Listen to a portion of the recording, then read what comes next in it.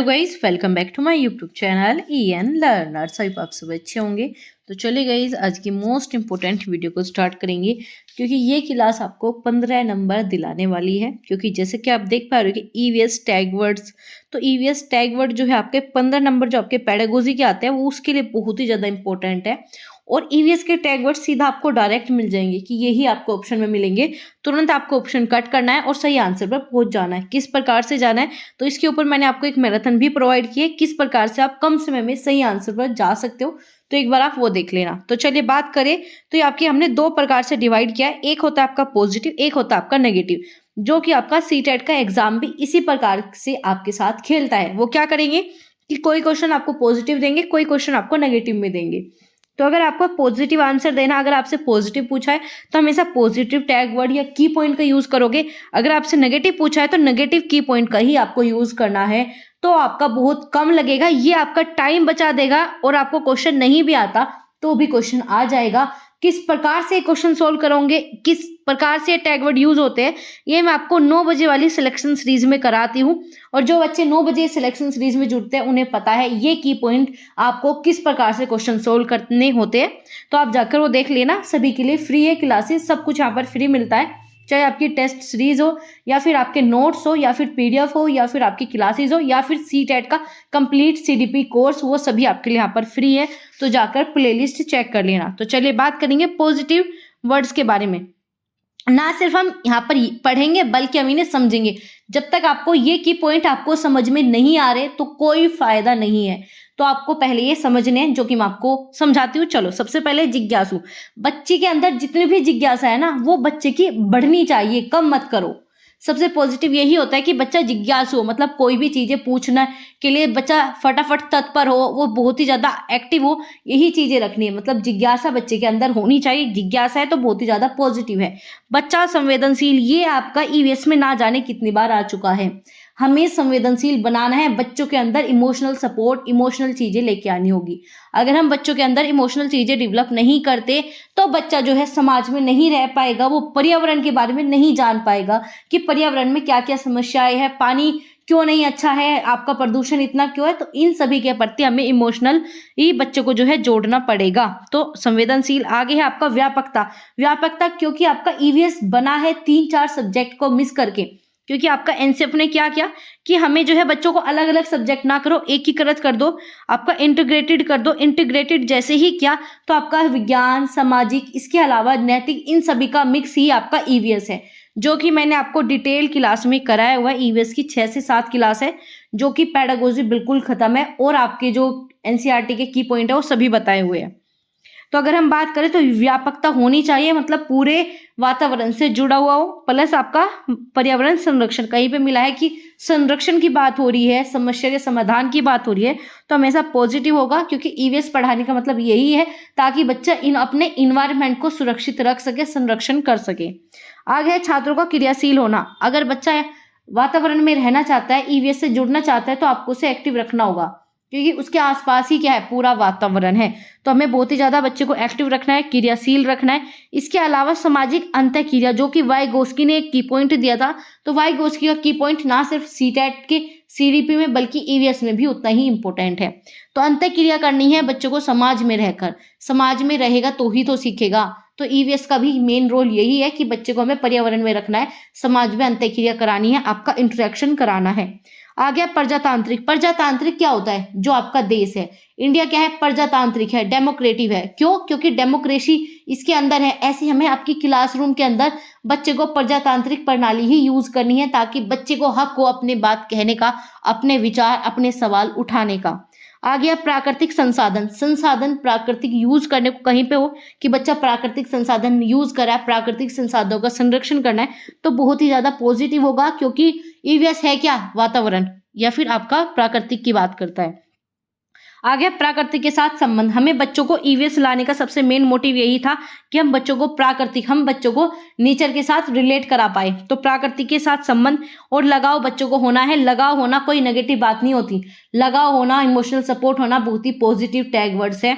आगे है आपका परियोजना। आपसे ये भी पूछा जाता है कि EVS में किस प्रकार की गतिविधियां आप कराओगे।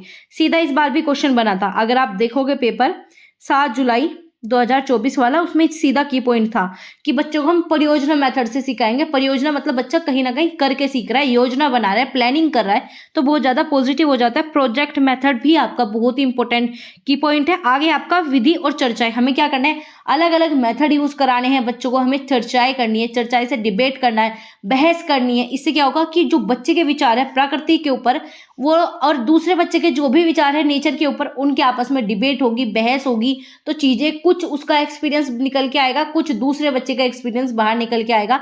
तो इससे वे दोनों लर्निंग करेंगे। और ईवीएस और आपका एनसीएफ दोनों ही कहते हैं हमें बच्चों को लर्निंग पे फोकस कराना है, हमें लर्निंग करना है, ना कि हमें कुछ और करना है। हमें किताबी ज्ञान देना ही नहीं, हमें बच्चों को अनुभव देना है, जो कि एक दूसरे के साथ और भी अच्छे तरीके से आप सीख सकते हो। आगे है भावात्मक, अभी बताया इमोशनल सपोर्ट की हमेशा बात करोगे। आगे आपका टीएलएम, टीचिंग लर्निंग मटेरियल्स, आपको क्या करना है, ईवीएस में अलग अलग प्रकार की चीजें दिखाओगे। कोई टीचर क्या कर लाता है, अंकुरित बीज लेके आता है, क्यों, ताकि बच्चे उसे देख के सीखे, अनुभव करे। विभिन्न प्रकार की टीएलएम का यूज करोगे, विभिन्न प्रकार की शिक्षण सामग्री, कभी टीचर पोस्टर लेके आ रहा है, कभी टीचर मिट्टी लेके आ रहा है, कभी टीचर पौधा लेके आ रहा है, ताकि बच्चों को और बेटर तरीके से सिखा सके। व्यापकता और विस्तार होना ही चाहिए, क्योंकि ये आपकी ईवीएस है। ईवीएस मतलब पूरा प्रकृति की बात करता है। गलती और त्रुटि, अगर बच्चा कहीं पे गलती कर रहा है, मान लीजिए बच्चे को आपने एक प्रयोग दिया और उसमें बच्चा फेल हो गया या बच्चे पे कुछ गलती हो गई, तो इसका मतलब क्या है, बच्चा वो करना चाह रहा था, मतलब बच्चा लर्निंग कर रहा था। और जहां पर भी लर्निंग की बात आए वो हमेशा पॉजिटिव होगा। तो गलती करना आपका पॉजिटिव टैग वर्ड है, त्रुटि करना भी पॉजिटिव टैग वर्ड है, ये याद रखना। क्योंकि आप गलती और त्रुटि समझ के हमेशा नेगेटिव कर देते, तो नहीं, ये हमेशा पॉजिटिव है, ये चीज आपको याद रखनी है। सृजनात्मक मतलब क्रिएटिविटी, आपका बच्चों को क्रिएटिव बनाना है, क्योंकि बच्चा क्रिएटिव रहेगा तो क्या करेगा, जो भी इन्वायरमेंट से रिलेटेड चीजें हैं वो उसमें नई चीजें, नवीनता खोजेगा। नवीनता खोजेगा तो बच्चा ज्यादा विकसित होगा, तो विकसित होगा, यही तो हमें चाहिए। तो आपका यहाँ पर क्रिएटिविटी की बात करेंगे। रचनावाद भी इसी की बात करता है, ये दोनों सिमिलर आप चीजें कह सकते हो। रचनावाद में भी बच्चे को हमें एक्टिव रखना है, बच्चा जो है एक्सप्लोर कर सके। परिवेश से जोड़ना, परिवेश कहीं पर भी मिले आंख बंद करके लगा के आ जाना, क्योंकि हमेशा पॉजिटिव है। परिवेश से मतलब आपको आसपास के वातावरण से, आपको प्राकृतिक से, आपको नेचर से, आपको इन्वायरमेंट से जोड़ना है। परिवेश यही आपको बताता है। अपसारी क्या है, अपसारी आपकी एक ऐसी थिंकिंग है, आपका अपसारी एक ऐसा पार्ट है। अपसारी मतलब बच्चा अलग अलग दिशा में सोच पाएगा। बच्चा ये भी सोच रहा है कि जल जो है कितना बह रही है, मम्मी मम्मी जो है जल को गंदा कर रही है। बच्चा ये भी सोच रहा है कि मैंने आज कितना कूड़ा बिखेर दिया। या फिर बच्चा ये सोच रहा है कि मैंने जो है आज जो भी मैंने कचरा डाला वो गीले और सूखे का क्या कॉन्सेप्ट है। तो बच्चा अलग अलग दिशा में सोच रहा है, तो बच्चा अलग अलग दिशा में सोच रहा है तो बच्चा ज्यादा विकसित होगा। बच्चा अलग अलग दिशा में सोच रहा है, ज्यादा विकसित होगा। तो अब सारी सोच यही कहती है कि बच्चा सभी दिशा में सोच पा रहा है। हमें बच्चों के अनुभव से जोड़ना है, क्योंकि बच्चा डेली देखता है, आसपास का इन्वायरमेंट ही तो बच्चा डेली देखता है, और ईवीएस है ही आसपास की चीजें। तो हमें बच्चों को आसपास के अनुभव से जोड़ना है। आपको पर्यावरण से जोड़ना। ईवीएस लाने का सबसे मेन मोटिव यही था, ताकि हम पर्यावरण का संरक्षण कर सके। कैसे करेंगे, जो आने वाली जनरेशन है उन्हें इसका महत्व पता हो, इसीलिए आपका एनसीएफ ने ईवीएस लेके आए। तो पर्यावरण से जोड़ना है। आगे बात करेंगे खोज और सीखने के अवसर देना। आप बच्चों को नई नई चीजें बताओगे कि अगर आपके घर में बहुत ज्यादा जो है गीला और सूखा कचरा एक साथ लाके डाल रहे हैं, तो आप इसका क्या क्या चीजें कर सकते हो। बच्चा इस पे खोज करेगा, बहुत सारी चीजें कर सकता है। वो देखेगा कि केले के छिलके हैं तो हम इसे पेड़ों में भी डाल सकते हैं, खाद बना सकते हैं। तो सीखने के अवसर बच्चों को देना है, ताकि बच्चा लर्निंग कर सके। हमें अपॉर्चुनिटी देनी है बच्चों को लर्निंग करने की, तो याद रखना अपॉर्चुनिटी जरूर देनी है हमें, ये बहुत पॉजिटिव है। अवलोकन, अवलोकन आपकी ऐसी मेथड है, आपका एक ऐसा आप कह सकते हो टीचिंग मेथड हो गया जिसमें बच्चा अवलोकन करके सीखता है, ऑब्जर्व करके। टीचर को देखा कि टीचर ने जो पेंसिल का कचरा है या जो उनके पास कूड़ा था वो उन्होंने डस्टबिन में डाला, तो बच्चे ने उसे ऑब्जर्व किया और खुद भी जाके ऐसे ही किया। आपका यहाँ पर टीचर को देख के बच्चे ने देखा कि टीचर जो है जो भी पेड़ों से पत्ते वगैरह गिर रही है उन्हें इकट्ठा करके उनका खाद बनाया, तो बच्चे ने वो चीजें ऑब्जर्व की। तो बच्चों को क्या कराना है, ऑब्जर्व कराना है, अवलोकन कराना है, बहुत पॉजिटिव है। अन्वेषण, बच्चों को खुला छोड़ दो, बच्चा अन्वेषण कर सके, बच्चा रिसर्चर बन सके, बच्चा खुद से एक्सप्लोर कर सके। खोजबीन करना, अन्वेषण करना एक ही बात है कि बच्चों को हम आजादी दे रहे हैं कि आप करो, आप सीखो, इस चीज की आजादी एक्सप्लोर करने की। आगे एकीकृत करना, एकीकृत विषय ईवीएस बताया है मैंने। ईवीएस क्या है आपका, एनसीईआरटी ने बताया कि हमें सामाजिक, नैतिक, विज्ञान इन्हें अलग अलग ना पढ़ाकर इन सभी के जो भी इंपॉर्टेंट चैप्टर इन्हें एक साथ जोड़ दो, और यही आपका ईवीएस। ईवीएस यही है, पहले टाइम पे ईवीएस नहीं होता था। पहले टाइम पे आपके सामाजिक, आपका छोटे बच्चों को भी विज्ञान सामाजिक ही पढ़ने पड़ते थे, लेकिन अब आपका एक ही सब्जेक्ट आ गया जो है आपका ईवीएस। आगे बात करेंगे, यहाँ पर है आपका, इसमें आपका दैनिक जीवन से जोड़ना, बच्चों को रियल लाइफ से रिलेट कराओ ताकि बच्चा प्रकृति के बारे में भावात्मक रूप से जुड़ सके, जुड़ाव महसूस करे, चीजें समझे। आगे आपका वास्तविक अनुभव, बच्चों को रियल में अनुभव दो, बच्चों के सामने पेड़ ला के दिखाओ क्योंकि उनके घर में पौधे हैं, बच्चों को बताओ, बच्चों को पानी के बारे में बताओ क्योंकि बच्चा पानी के साथ रोज रहता है। तो उन्हीं चीजों के साथ जोड़ना है जो बच्चों के वास्तविक जीवन में है। अधिगम का विस्तार करना है, बच्चों की लर्निंग को बढ़ाना है, याद रखना लर्निंग को बढ़ाना है, ना कि पाठ्य पुस्तक को। पाठ्य पुस्तक वाला सिस्टम आपका नहीं होना, अधिगम का विस्तार करना है। अधिगम मतलब जो लर्निंग है उसे बढ़ाना है, सभी पक्षों को बच्चे के डेवलप करने, कोग्निटिव भी बच्चा बन सके, इमोशनल भी बच्चा विकसित हो, आपका सोशल भी हो, फिजिकल भी हो। तो हमें सभी प्रकार के जो भी आपके डेवलपमेंट के आयाम है उन्हें विकसित करना है, आपकी लर्निंग का विस्तार करना है। चलो आगे बात करेंगे आपका अब नेगेटिव वर्ड, ये सभी पॉजिटिव वर्ड थे। इसके अलावा मैंने आपको हिंदी के ऐसे पॉइंट बताए हैं, वे की पॉइंट बताए जो कि सीधा क्वेश्चन में मिलते हैं। जितने पीवाईक्यू थे उनमें से चीजें मैं ढूंढ ढूंढ के सर्च कर करके एक एक पॉइंट मैंने उठा के आपके इन चीज को बनाया है, और ये चीज आपके एग्जाम के लिए रामबाण साबित होने वाली है, सिलेक्शन आपको दिलाने वाली है। लेकिन इन्हें आपको अप्लाई करना आना चाहिए, जो कि मैं 6 बजे और 9 बजे वाली सिलेक्शन सीरीज में हमेशा सिखाती हूँ। तो अगर आपने वो सिलेक्शन सीरीज नहीं देखी तो एक बार जाकर चेक कर लेना, क्योंकि ये टैग वर्ड याद करने के लिए नहीं है, ये आपको अप्लाई करने के लिए है, जो कि 9 बजे हम इतनी बेहतरीन तरीके से करते हैं कि आप सभी को पता है। आप जाकर जो है फीडबैक चेक कर लेना, कमेंट बॉक्स में काफी आपको फीडबैक मिल जाएंगे कैसी थी क्लासेस। चलो अब बात करेंगे नेगेटिव वर्ड्स। अब क्या है, अगर आपसे क्वेश्चन में पूछा कि कौन सा नहीं हो सकता, पूछा कौन सा प्रभावी शिक्षण में हेल्पफुल नहीं है, या कौन सा जो है बच्चों के लिए गलत है, वो सब चीजें आपको इनमें से ही मिलेगी। ठीक है, नेगेटिव पूछेगा आपको यही ऑप्शन उठाने हैं। आगे करेंगे सबसे पहले व्याख्यान लेक्चर मेथड यूज नहीं करना, क्योंकि ईवीएस है आपकी 1 से लेकर 5वीं तक की, 1 से लेकर 5वीं तक के बच्चों को कभी भी आप ईवीएस में जो है लेक्चर मेथड नहीं दोगे। ईवीएस क्या है, आपका एक्टिविटी बेस है, आप अनुभव के बेस पे सिखाते हो, ना कि लेक्चर मेथड। ये आपका हायर एजुकेशन में आपका पीएचडी लेवल पर यूज होता है। आगे बात करेंगे वैज्ञानिक शब्दावली, मतलब ऐसे शब्दावली बिल्कुल यूज नहीं करोगे जो बच्चों को मशीन बना दे। मशीन बनाने का तात्पर्य यह है कि आपका वैज्ञानिक शब्दावली बिल्कुल फिक्स होती है, बिल्कुल एक्यूरेट होती है, बिल्कुल सटीक होती है। और सटीक, एक्यूरेट ये शब्द कहीं पे मिले हमेशा नेगेटिव होंगे, क्योंकि बच्चा है गलती करेगा, और गलती करना पॉजिटिव है और बिल्कुल सही रखना वो नेगेटिव है। आप ये बात याद रखना। अगर बच्चा बिल्कुल सही, आप फोकस करो कि बच्चा पूरा अच्छे से लिखे, बच्चा पूरा सही लिखे, तो ये चीजें गलत है। बच्चा गलती करेगा तो ही सीखेगा। तो वैज्ञानिक शब्दावली ये है कि बिल्कुल फिक्स कर दो। आगे आपका मानकीकृत, ना जाने कितनी बार आ चुका है। मानकीकृत ये आपकी क्या करता है, मानक सेट कर देता है कि बच्चा जो है यहाँ तक ही जा सकता है, इससे आगे बच्चा जा ही नहीं सकता, चाहे बच्चा कितनी मेहनत करे। आपका मानक सेट कर देते हैं टीचर कि तुझसे नहीं पढ़ा जाएगा, तुझे पढ़ना ही नहीं आता, तू पढ़ ही नहीं सकता। तो इस प्रकार के आपको काफी टीचर मिले होंगे, लेकिन आपको ऐसा बिल्कुल नहीं बनना। आगे बात करेंगे रूढ़िवादिता सोच। रूढ़िवादिता ये है कि इन्वायरमेंट में जो है ज्यादातर पुरुषों का रोल होता है, महिला तो घर में रहेगी, उन्हें क्या पता इस चीज की, उन्हें क्या जानकारी। अगर ऐसी अवधारणा टीचर कर रहा है या आपके क्वेश्चन में कहीं पे भी दिया, बहुत नेगेटिव चीजें हैं। आजकल समानता है और दोनों के अंदर कैपेबिलिटी है। लड़कियां भी बहुत आगे जा सकती है और लड़के भी आगे जा सकते हैं, तो दोनों को कभी कंपेयर नहीं करना और दोनों को कभी भी भेदभाव नहीं दिखाना।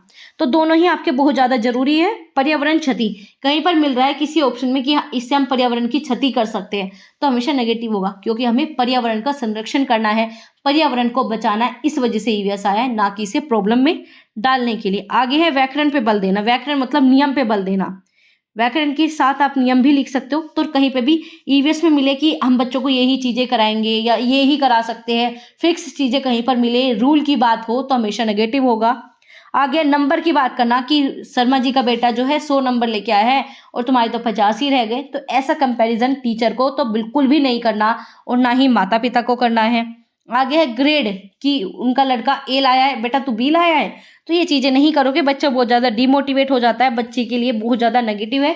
बेशक ये चीज़ें आपके साथ हुई है, लेकिन इसे थोड़ा इग्नोर करना, क्योंकि ये आपके साथ हुआ है, मुझे पता है।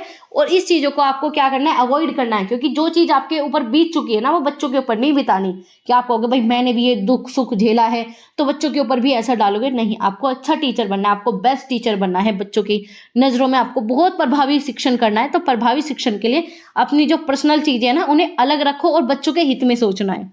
याद रखना, सीटेट आपसे एक ही मांग रखता है कि आप बच्चों के हित में सोचो, ना कि अपने हित में। जिस दिन आपने अपने हित में, अपनी सैलरी, अपनी नौकरी के बारे में सोचना स्टार्ट कर दिया, सीटेट पास नहीं होगा। हमेशा बच्चों के हित की सोचनी है। ग्रेड की बात नहीं करनी, रैंकिंग की, वो फर्स्ट आए वो सेकंड कभी नहीं करोगे। पास फेल ये कभी आप बच्चों को नहीं बताओगे, या इन पे फोकस करना ही नहीं है कि भाई तू तो लास्ट ईयर जो है फेल हो गया था, तू तो पढ़ ही नहीं सकता, ऐसा नहीं करोगे। वो फेल हो गया किसी गलती से, अब आप उसे आगे बढ़ाओगे। और बच्चा अगर फेल होता है तो इसमें टीचर की गलती है, इसमें विद्यालय की गलती है। ये क्वेश्चन आ चुका है कि एक बच्चा फेल हो गया तो बताइए किसकी गलती थी, तो वो गलती थी विद्यालय की या फिर आपके टीचर्स की। बच्चा अगर फेल भी हो रहा है तो इसमें भाई मास्टर साहब की गलती है और किसी की गलती नहीं है। तो हमेशा उसे नेगेटिव रखोगे। किसी की तुलना करना, वही बताया, कंपैरिजन बिल्कुल नहीं करना, इस चीज पर बिल्कुल भी आपको ध्यान नहीं देना। इसके अलावा आप बच्चों को अलग कर रहे हो, वर्गीकृत कर रहे हो, ठीक है। आप वातावरण से बच्चे को अलग कर दोगे तो हमेशा नेगेटिव होगा। हमें वातावरण के साथ जोड़ना है, इसी वजह से ईवीएस आई है। नियंत्रित करना नहीं है हमें बच्चों को, समाज में आपको इन्वायरमेंट में बच्चों को छोड़ दो, ताकि बच्चा खुद से भी सीखे, खुद से भी एक्सप्लोर करे। एक्सप्लोर कैसे करेगा, जब बच्चे को आप छोड़ोगे खुला, ठीक है। बंद अंत वाले, ये बहुत नेगेटिव होता है, जिसमें कि बच्चों को सिर्फ आप एक ही सोल्यूशन के पीछे भगा रहे हो। हमें नहीं भगाना, हमें बच्चों की क्रिएटिविटी की बात करनी है, अलग अलग प्रकार की सोच की बात करनी है। आ गया पुरस्कार और बाह्य अभिप्रेरणा। हमें बच्चों को कभी भी पुरस्कार मेथड से या फिर आपका बाह्य अभिप्रेरणा, आपका एक्सटर्नल मोटिवेशन से कभी नहीं जोड़ना। अगर आप ऐसे मोटिवेशन से जोड़ोगे तो बच्चा विकसित नहीं होगा। सिर्फ वो इसलिए पढ़ेगा ताकि आप उसे एक चॉकलेट दोगे या आप उसे कोई गिफ्ट देने वाले, इसलिए पढ़ रहा है। ना उसकी इच्छा है, ना ही उसके अंदर इस प्रकार की क्षमता है, ना ही वो उसे विकसित करेगा, क्योंकि सिर्फ उसे चॉकलेट दिखाई दे रही है। तो आप बच्चों के साथ ऐसा बिल्कुल नहीं करोगे कि बस पुरस्कार के लिए बेटा आपको जो है पुरस्कार मिलेगा, आप 2 पेड़ लगाओ घर में, आप उनकी देखभाल करो, आपको जो है अच्छी सी ड्रेस मिलेगी। ये चीजें नहीं करनी। बच्चा खुद से जुड़े, बच्चा इमोशनली अटैच हो। तुलनात्मक और पक्षपात कभी नहीं तुलना करना, आपका लिंग के आधार पर, ठीक है। लिंग के आधार पर जो है आपके समूह को विभाजन कर दो कि लड़कियां जो है सिर्फ अंदर रहेगी, घर के अंदर रहेगी या क्लास में ही रहेगी, वो क्लास को ही सजाएगी, और जो लड़के हैं वो बाहर जाएंगे, वो बाग बगीचे को, पेड़ पौधों को लगाएंगे। ऐसा नहीं बांटना। आप टीचर हो, आपके लिए दोनों ही बच्चे बराबर है, चाहे लड़की हो या फिर लड़का। आगे बात करेंगे बल देना। आप बल देने की बात करोगे, ये हमेशा गलत है, ठीक है। आप बच्चों को फोकस नहीं कर सकते, आप बच्चों के ऊपर बल नहीं डाल सकते, ना दबाव डाल सकते हो कि आपको यही करना पड़ेगा, आपको एक पेड़ लगाना ही पड़ेगा। आप बच्चों के ऊपर ऐसा दबाव डाल ही नहीं सकते। बच्चे के अंदर इच्छा होगी, बच्चे के अंदर इमोशन हो गए, बच्चा उस चीज से अपने आप को जुड़ाव महसूस करेगा, अनुभव महसूस करेगा, तो वो चीजें कर भी लेगा। लेकिन जबरदस्ती वाला काम आप यहाँ पर नहीं करोगे। तो ये चीजें आपको बिल्कुल भी नहीं करनी। और जो ये टैग वर्ड बताया है, ये आपके सिलेक्शन के लिए है। तो अगर अच्छी लगी हो वीडियो तो इसे लाइक कर देना और उन दोस्तों के साथ भेज दो जो दुखी है कि मेरा 2 बार हो गया, 3 बार सीटेट दे लिया, हमारा पास नहीं हो रहा, तो इस बार पास हो जाएगा। चीजें अच्छे से करो, जो चीजें बताई जा रही है इसे करो। और जितने भी टैग वर्ड बताए हैं ये अप्लाई करना मैं आपको शाम वाली क्लास में सिखाती हूँ, 9 बजे और 6 बजे। 6 बजे आपकी लैंग्वेज की क्लास होती है, उसमें भी मैं सिखाती हूँ, और 9 बजे जो है आपकी सिलेक्शन सीरीज है, इसमें भी मैं एक एक पॉइंट आपको सिखाती हूँ। तो जाइए चेक कीजिए और सिलेक्शन इस बार ले लीजिए, क्योंकि इसके बाद काफ़ी वैकेंसीज आएगी। तो बिल्कुल रोना धोना नहीं है। 5 से 10 दिन के आपके बीच का टाइम है, तो इसमें मेहनत करो। 10 दिन में अच्छे से तैयारी हो जाएगी, लेकिन आपको मेहनत करनी पड़ेगी, जो कि आप करोगे, क्योंकि इस बार सीटेट पास है और इसके बाद सीधा गवर्नमेंट टीचर आपको बनना है। चलो, अच्छी लगी हो लाइक कर देना और उन दोस्तों के साथ भेज देना जो दुखी है। और कोई नया हो चैनल के साथ सभी सब्सक्राइब कर लेना, क्योंकि यहाँ पर आपका कंप्लीट कोर्स जारी है और जो कि आप सभी के लिए फ्री है। टेलीग्राम चैनल पर इसकी पीडीएफ मिल जाएगी। आपके नोट्स की पीडीएफ टेलीग्राम चैनल पर पहले से अपलोड है, तो जिन बच्चों ने नोट्स की पीडीएफ नहीं देखी तो अपने नोट्स देख लेना। सभी पीवाईक्यू की पीडीएफ शेयर कर रखी है, तो जाओ चेक करो और देखो। चलिए गाइस, मिलेंगे आपसे अगली क्लास में, जिसमें हम आपके यहाँ पर सीडीपी के टैग वर्ड जो कि 50+ क्वेश्चन आपको करा के ही रहेंगे, क्योंकि मैं सारी थ्योरी का निचोड़ लेके आने वाली हूँ। जो क्वेश्चन आपके आप तक बन चुके हैं और जो इस बार देखने को मिलेंगे, उन सभी के की पॉइंट आपको सीडीपी की क्लास में, जो कि आपका यहाँ पर 50 से 60 नंबर दिलाएगी। इसमें सभी रहने वाले, सभी सब्जेक्ट के मिक्स रहेंगे। प्लस ये CDP वाली क्लास आपके लिए बिल्कुल रामबाण साबित होगी। इससे बिना पढ़े तो पेपर में जाना ही नहीं है, वो पढ़नी ही पड़ेगी। तो चलिए मिलते हैं आपसे अगली क्लास में। अच्छा लगा हो तो लाइक शेयर सब्सक्राइब कर देना। अपना सभी ध्यान रखिए, पढ़ाई करते रहिए। लास्ट टाइम से आप जो ये लास्ट टाइम होता है ना, इसमें आप अपना सबसे बेस्ट काम कर सकते हो और वो बेस्ट काम करते रहिए और इस बार बेफिक्र हो जाइए। इस बार आपको गवर्नमेंट टीचर बनाकर ही छोड़ेंगे।